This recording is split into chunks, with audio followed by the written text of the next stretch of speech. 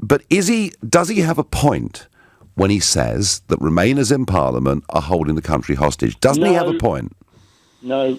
Well, I think he does, because, come on, all these people... I know you do, because you have a line on it as well. You say you believe in democracy, but you haven't been elected democratically to your party. Hang on. I led the Brexit Party to winning an election a few weeks ago. I know you left the Brexit Party. That's history. You are now in a different party. No. I'm just explaining to you that a few weeks ago I set up a new party that won a national election. But listen... That's by the by. My position in this is by the by. My point to you is this. Your position's very important, and your party could make a real difference. My position is... I don't believe you really want to see us come out. What? You're having a laugh, aren't you? You. What do you mean you don't believe? What do I have to do? Well, you could have stayed with a party, but you just keep switching positions. You're another pundit who can't be relied upon. Hang on a second. I was with...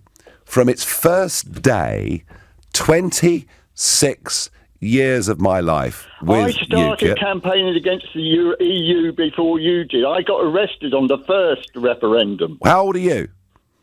75. Right, well, I'm sorry. I couldn't campaign. I have more experience than you, that's true. Well, all right, I've seen more history than you, look, and I know when people are conning us.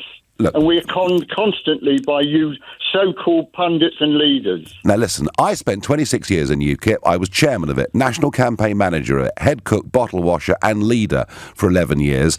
And I packed it up because the party went rotten. Some would argue... It was your party. Why weren't you running it in a way which is democratic? If it was, you might have got a different situation. Sometimes when parties become very democratic, they can go wrong. The Labour Party, putting on lots of members, has made it go in a direction that many would say is anti-Semitic. But that's by the by. The Labour Party has the potential for changing things because it is democratic and it has got a big membership. All I'll say to you is this.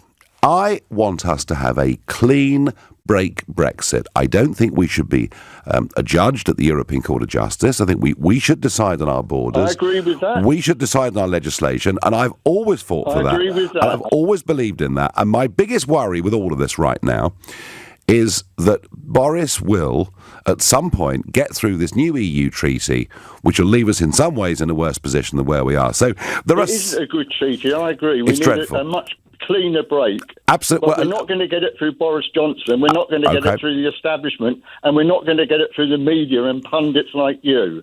Well, I tell you what, if I get a chance, you'll get it. I promise you. All right, thank you. Well, that was a very interesting phone call. It's not often that I'm sort of accused of being a Remainer, basically, so I have to ponder on that one for a moment.